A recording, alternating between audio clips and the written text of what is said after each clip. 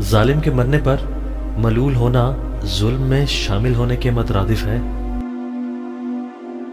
اگر تو اس قدر نماز پڑھے کہ پشت خم ہو جائے اور اس قدر روزے رکھے کہ جسم کانٹا بن جائے، ہرگز فائدہ نہ ہو پائے گا جب تک تو مال حرام سے پرہیز نہ کرے۔ ایمان یہ ہے کہ انسان زبان سے اقرار توحید و رسالت کرے، دل سے تصدیق کرے اور اعضاء سے اس کے حکموں پر عمل کرے۔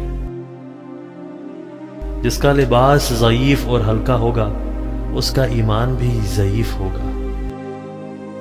فقیر یا قرابت دار کو صدقہ دے کر نہ جتاؤ، بلکہ قبول کرنے پر اس کے احسان مند رہو، کیونکہ اس نے تمہارے لیے ذخیرہ آخرت جمع کیا۔ امیروں اور بادشاہوں سے میل جول نہ رکھو جو دین سے نفور اور شریعت سے دور ہو۔ بھوک سے پہلے کھانا کھانا مکروہ ہے۔ وہ دعوت سب سے بدتر ہے جس میں امیر بلائیں اور غریبوں اور مسکینوں کو نہ بلائیں۔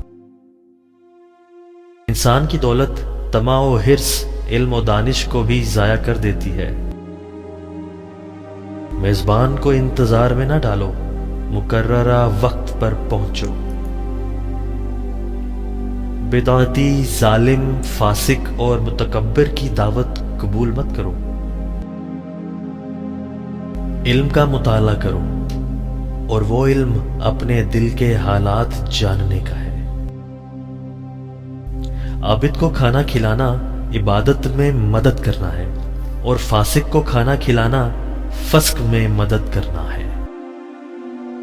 خوراک بھوک سے کم کھاؤ تاکہ قوت عبادت اور صحت میسر آئے۔ مہمان کے سامنے تھوڑا کھانا رہنا بے مروتی اور حد سے زیادہ رکھنا تکبر ہے۔ مہمان کے آگے کھانا رکھنے سے پہلے اہل و عیال کا حصہ نکال لو۔ جب تک بندہ اپنے نفس سے بر نہ آئے دوسرے نفس کا ذمہ نہ اٹھائے۔ نکاح دین کا حصار ہے اور شہوت شیطان کا ہتھیار، اسی لیے نکاح اس کے شر سے بچانے والا ہے۔ جو کسب حلال نہ کر سکے اس کا نکاح نہ کرنا بہتر ہے، کیونکہ کسب حرام ایسا گناہ ہے کہ کوئی نیکی اس کا تدارک نہیں کر سکتی۔ عورتوں کو ضعف اور ستر سے پیدا کیا گیا ہے۔ ضعف کا علاج خاموشی اور ستر کا علاج پردہ ہے۔ کبھی غصے میں بھی طلاق کا لفظ زبان پر نہ لاؤ، اللہ کو یہ امر سخت ناپسند ہے اور عورت کی دل شکنی کا معجب ہے۔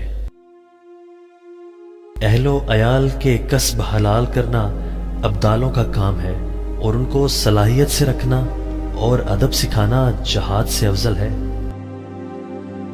سب سے بڑی جہالت اپنے آپ کو سمجھدار سمجھنا ہے۔ ناواجب احتیاط باعث تکبر اور نشان غرور ہے۔ زیادہ کھائے گا تو خواہش کے لیے ہو جائے گا، کیونکہ عبادت سے غافل ہوگا اور یہی نفس کی خواہش ہے۔ مسئلہ تقدیر ایک مشکل مسئلہ ہے، اس پر بحث نہ کرو۔ بدخلق اس سے دشمنی پیدا ہوتی ہے اور دشمنی سے جفاکاری۔ حسد خباثت قلب کو ظاہر کرتا ہے۔ حاسد دشمن پر پتھر پھینکتا ہے مگر وہ واپس اسی کو لگتا ہے اور دشمن ہنستا ہے۔ بعض احمق اس غم میں گھلتے رہتے ہیں کہ اللہ نے فلاں کو دولت کیوں دی۔ اللہ تعالیٰ کا ہر فیصلہ عقل و عدل پر مبنی ہوتا ہے، اس لیے کبھی بھی حرف شکایت لب پر مت لاؤ۔ بچوں کی اصلاح مکتب میں ہوتی ہے اور عورت کی اصلاح گھر میں۔ عورت میں ایک کمزوری ہے جس کا علاج تحمل ہے، اسے رنج نہیں دینا چاہیے بلکہ اس کا رنج سہنا چاہیے۔